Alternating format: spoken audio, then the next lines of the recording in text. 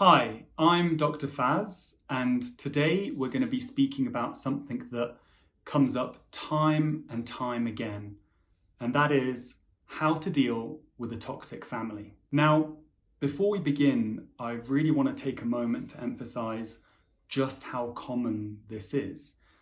It's something that I don't think I really know of anybody who hasn't been affected by this in some way, shape, or form. The trouble is, we just don't tend to hear about it.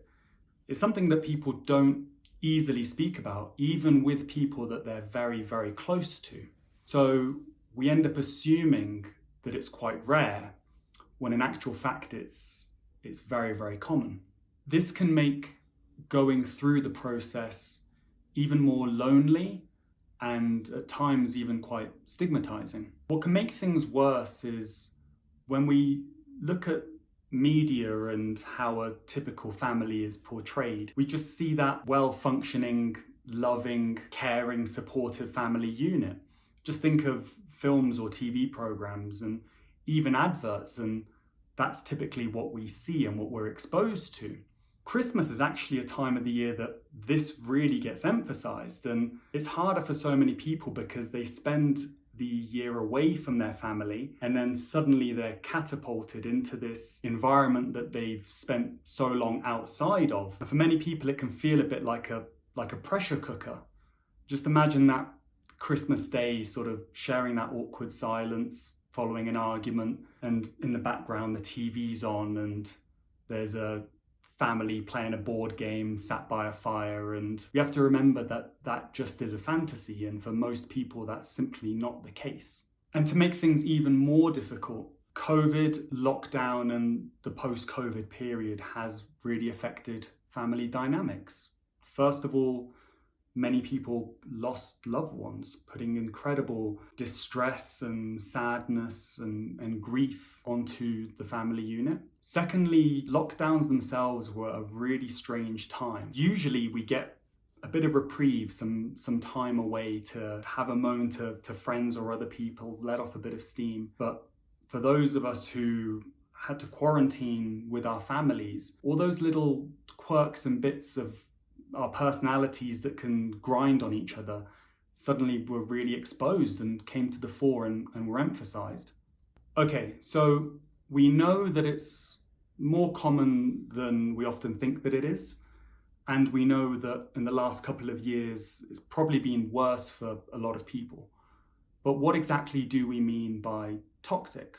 Well, for me, I think of it like this. Your true friends, your true loved ones, when good things happen to you, they'll be cheering the loudest. There'll be no jealousy, no bad feelings. There'll just be pure happiness at you doing well. Now, the opposite is equally true. So your true friends, your true loved ones, when you're down, when times are tough, they'll be there for you in the capacity that you need. So there'll be no "I told you so," there'll be no making you feel worse. I mean, sometimes it can just be sharing space with you, listening to you, a hug, but they're there for your needs, not their needs. Now, toxic people simply won't do that. They'll be putting themselves before the people that they're spending time with.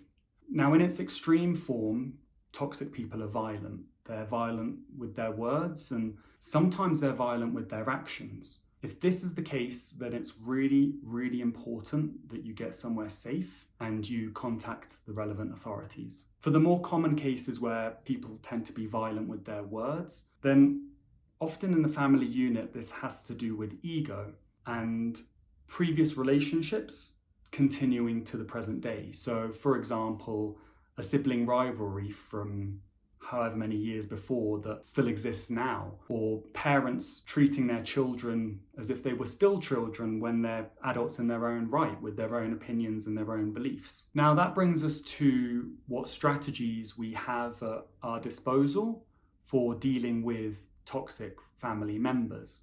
Now, in the more common cases that we spoke about, where it tends to be more verbal and ego-based, it's really important that you lay appropriate boundaries. Now, that's because we're never in control of what other people do, but we are in control of what we're willing to tolerate.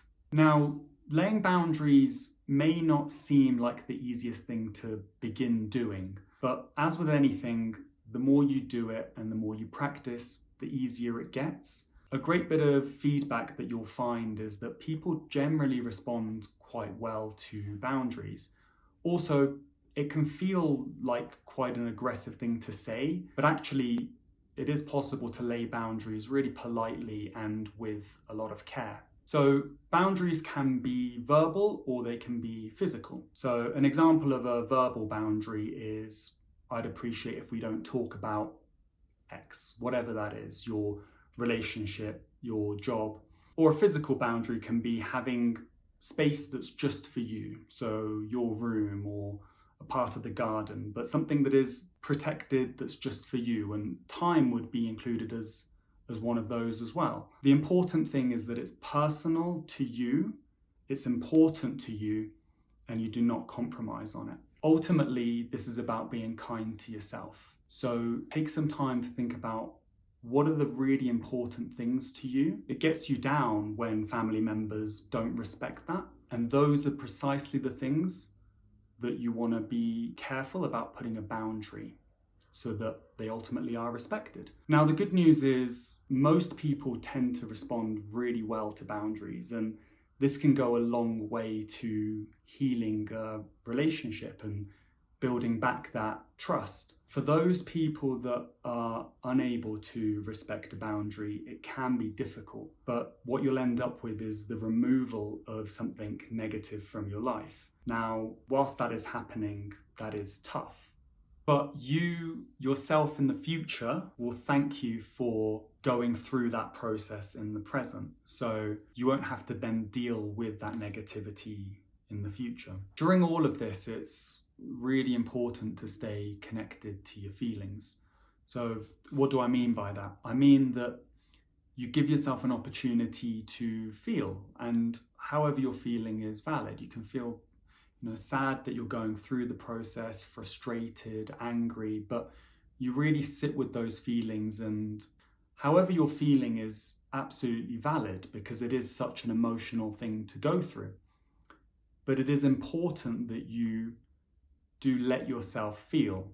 So this can be done by yourself, writing in a diary, going for a walk, just seeing how it is that you feel and being kind to yourself with whatever it is that you're going through. Or if you have loved ones or friends that you trust to share this with, then sharing it with these people can really help. And because it is such a distressing thing, there can be value in speaking to a professional about this as well. So those are some thoughts and some strategies on how to deal with toxic family, and I hope it was helpful.